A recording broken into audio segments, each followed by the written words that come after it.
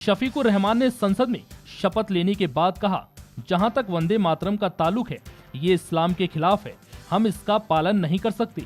आप तालिबान की तारीफ करते हुए कहा कि वो एक मजबूत ताकत है जिसने अफगानिस्तान में अमेरिका के पांव तक नहीं जमने दिए और अब तालिबान अपने मुल्क को आजाद कराकर उसे खुद चलाना चाहता है। अस्सलामु अलैकुम रहमतुल्लाहि बरकातहू। खैर मकदम है आपका फिदानामे में। दोस्तों, गुज़िश्ता दिनों हज़रत डॉक्टर शफीकुर रहमान बर्क आज़मी इंतकाल कर गए। चूंकि आप एक आम सियासतदान नहीं थे बल्कि वो एक मजहबी घराने से वाबस्ता शख्सियत थे। आप मजहबी घराने के चश्म चराग थे। उनकी वालिदा मोहतरमा हमशिरा थी हजरत अल्लामा मौलाना मोहम्मद हुसैन नईमी संबली रहमतुल्लाह अलैह की, यानी मुफ्ती मोहम्मद हुसैन नईमी अलैहि रहमत रिज़वान डॉक्टर शफीकुर रहमान आज़मी साहब के मामूद थे। डॉक्टर बर्क की सियासी तरबियत मुजाहिद दौरान हजरत अल्लामा सैयद मुजफ्फर हुसैन अशरफी कचुचवी अलैहि रहमत रिज़वान के ज़ेर साया हुई और मजहबी माहौल और दीनदाराना सियासी तरबियत ही का नतीजा था कि तकरीबन 60 साल से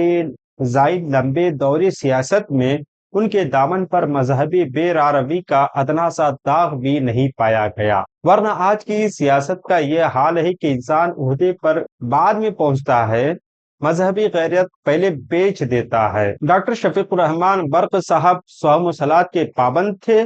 सफर या हजर नमाजों की पाबंदी उनका मिजाज था। पार्लिमानी सेशन के दौरान भी उनकी नमाजें कज़ा नहीं होती थी। पार्लियामेंट की पुरानी इमारत में नमाज के लिए कोई मुस्तकिल जगह नहीं थी, जिसके बाइस बर्क साहब इमारत के एक हिस्से को नमाज के लिए मुख्तस कर लिया था। आपकी इस आदत का बेगानों पर इतना असर था कि जब 16वीं पार्लिमानी इलेक्शन में उन्हें शिकस्त का सामना करना पड़ा, जिसके बाइस वो पार्लियामेंट में नहीं पहुंच सके, तो अगले 5 साल तक उस जगह को गुमलों से महसूर कर दिया गया ताकि इधर किसी के पाँव ना पड़े। यहाँ तक के 17वें इलेक्शन में वो एक बार फिर मुंतखब हुए और उसी जगह पर बर्क साहब ने नमाजों का फिर से दौरा शुरू किया। डॉक्टर शफीकुर रहमान बर्क साहब की विलादत 11 जुलाई 1930 को संभल जिला में हुई। आप एक हिंदुस्तानी सियासतदान थे जिनका ताल्लुक समाजवादी पार्टी से था। मुख्तलिफ औकात में मुरादाबाद से समाजवादी पार्टी के उम्मीदवार और संभल से लोकसभा के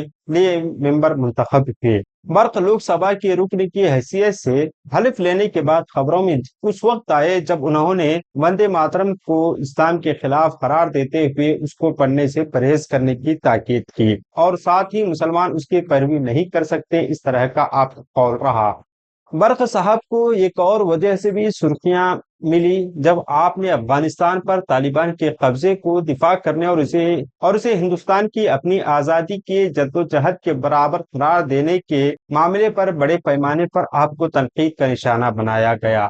डॉक्टर शफीकुर रहमान बर्क साहब ने 4 बार एमएलए और 5 बार लोकसभा के मेंबर मुंतखब हुए। आपने मुख्तलिफ पार्टियों में रहकर इंतखाबात लड़े, जैसे बीकेडी, जनता पार्टी, लोकदल, जनता दल, एसपी वगैरह से आपने इलेक्शन लड़े। संभल से आपने एमएलए के इंतखाबात में मेंबर बने। मुरादाबाद और संभल से आपने मेंबर ऑफ पार्लियामेंट मुंतखब किए गए। आप 5 मरतबा मेंबर ऑफ पार्लियामेंट मुंतखब किए गए। तवील अलालत के बाद आप शफीक साहब 27 फरवरी 2024 को 93 साल की उम्र में इंतकाल कर गए। आपकी नमाज जनाजा अमीन मिल्लत हजरत अल्लामा सैयद मोहम्मद अमीन मियां मारे रबी बरकाती मदहुल आली ने पढ़ाई। हमारी दुआ है कि रब्बे कदीर आपके कब्र अनवर में रहमत अनवर की बारिशें नाजिल फरमाए। मिलते हैं अगली वीडियो में। अस्सलाम वालेकुम।